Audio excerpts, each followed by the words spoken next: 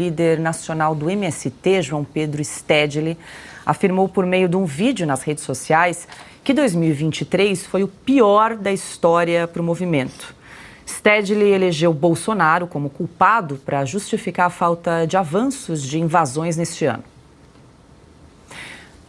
A gente está recuperando esse vídeo do Stedley para exibir, porque vale a pena, Silvia, mas enquanto a gente recupera aqui, vamos fazer um resumo aqui do que João Pedro Stedley chamou de o pior ano da história do MST. Então, com Lula, né, as invasões superaram 4 anos da gestão de Jair Bolsonaro em menos de 3 meses de governo. Então, ele disse que o negócio está ruim, os assentamentos não aconteceram de acordo com o esperado nesse ano de 2023. Nem vão. Primeiro porque o governo, o PT, usa o MST. Eles são siameses, né? O MST só existe por causa do PT. E vice-versa, massa de manobra. Eles se utilizam de pessoas humildes, de boa fé, iludidas pela promessa de um terreno, de um assentamento e para por aí, porque a ilusão é permanente. Eles são utilizados para invadir cada vez mais terras. É uma massa de manobra no campo que aterroriza produtores, aterroriza a agropecuária, porque em alguns casos a esses grupos há infiltrados, pessoas violentas, matam animais, destroem empresas, por exemplo, de genética, destroem plantações inteiras. Esse é o primeiro ponto, né? A distância entre o que é prometido pelos governos do PT e o que acontece na prática. Aliás, o maior número de regularização fundiária no Brasil aconteceu justamente nos governos Jair Bolsonaro e Michel Temer, não nos governos do PT. Esse é o primeiro dado. Segundo dado, o invasor profissional Stedley, né? Viveu disso, a vida inteira dele foi promover invasão de propriedade, o que é crime.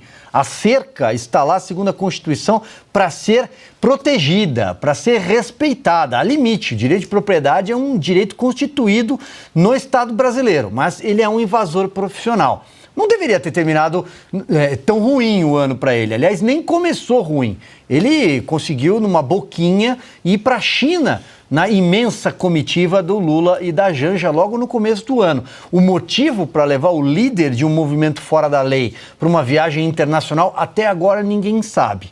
Mas para o PT não precisa. Eles conseguiram, na CPI do MST que funcionou na Câmara, eles conseguiram interferir a tal ponto que quando a CPI avançou e mostrou a forma ilegal com que eles agem, eles conseguiram paralisar e não votar o relatório final dessa CPI.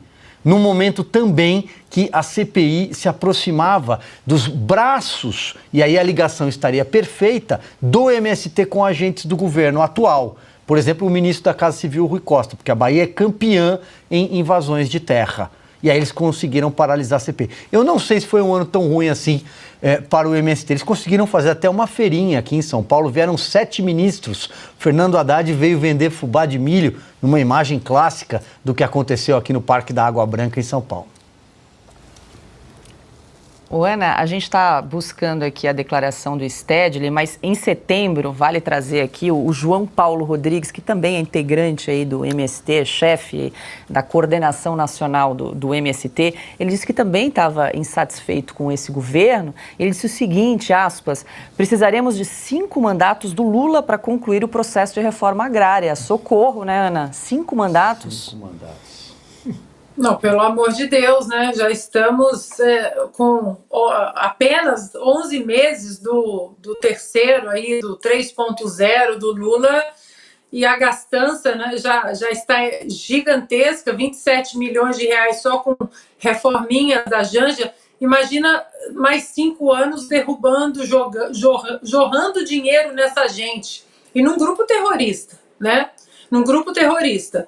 O que mostra, Paula, esse descontentamento do Stedley, mostra que o Lula ele deu uma ajustada, né, na sua política e que agora ele está sentadinho no sofá exatamente com aquela turma que ele, durante toda a vida, durante décadas, ele criticou, que são que a elite, né, global, a turma de Davos, a turma dos jatinhos particulares, né, os banqueiros, a turma do dinheiro, a turma das farmacêuticas, né, porque agora o Ministério da Saúde do Lula quer obrigar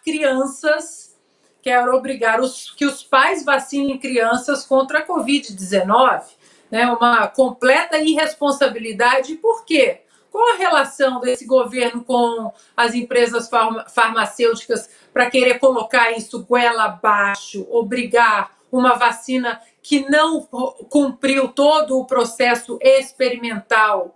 E que aqui nos Estados Unidos, por exemplo, nem as pessoas adultas estão sendo vacinadas, mas sim aquelas com comorbidade, as mais velhas, tudo isso é discutível. Mas crianças, jovens, pessoas saudáveis, por que o governo quer empurrar isso agora para as famílias, sem discussão alguma?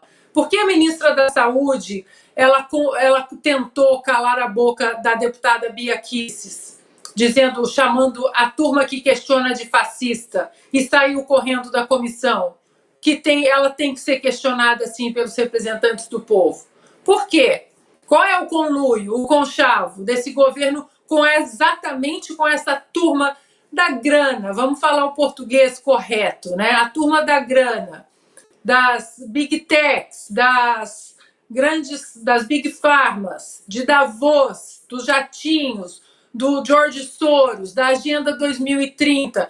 O ministro Barroso vive falando da Agenda 2030. Então, Paula, criticaram tanto essa turma, agora estão sentados exatamente no sofá com essa turma, e a outra turma terrorista do outro lado está chateada. Nessa briga aí, Paula, eu vou torcer para a briga. Bom, o Silvio lembrou da quermesse do MST, nós temos a foto aí de Fernando Haddad segurando fubá de milho. Que coisa mais ridícula. Pois é, e aí quero trazer aqui, o ACP Mancuso no chat disse o seguinte: veio vender fubá e formou esse angu na economia. Tá aí, então, a foto de Fernando Haddad. Agora sim, Augusto, antes de te ouvir, eu vou chamar então a fala do João Pedro Stedley sobre o ano de 2023 para o MST. Porém, faltou recursos, porque o orçamento era do governo passado e porque, de certa forma, o Estado brasileiro, com a crise e com aquela desmonte que houve nos 6 anos passados, de governos fascistas, impediu que agora a máquina se voltasse para as necessidades dos trabalhadores. Em termos de famílias assentadas, é o pior ano de todos os 40 anos do MST, mas nós compreendemos, faz parte da luta. Nós compreendemos, ele resolveu perdoar o Lula. O Temer foi incluído entre os fascistas, 6 anos, tá. Olha só, o Stedley, eu pedi fiquei insistindo nas imagens, porque é uma figura que já devia ter sido transferida para um museu da política, né? Ele fala dos últimos 40 anos e ele não mudou de posição. Pois bem, ele está dizendo o seguinte, que desde 1983, o Stedley é o Stedley. Caiu o Muro de Berlim, acabou a União Soviética, ele continua falando em latifúndio improdutivo e camponês. O agro não tinha o tamanho que tem e nada mudou na cabeça do Stedley. O brasileiro costuma confundir coerência com teimosia, e teimosia imbecil, como é o caso do Stedley. O discurso dele é de quem está parado no tempo. E ele não chegou a 1983, não. Ele está no outro século anterior. Porque o discurso dele é de um comunista que está esperando a reforma que não virá, que já aconteceu. E um detalhe interessante entre esse discurso do Stedley, que o Augusto bem cita, está parado no tempo há muito tempo, e a feirinha do MST Gourmet aqui em São Paulo, que é a feirinha do bonezinho do MST. Os frequentadores estão, nesse momento, se não estiverem ainda, estão a caminho de resorts nas melhores praias do Brasil, com o boné do MST.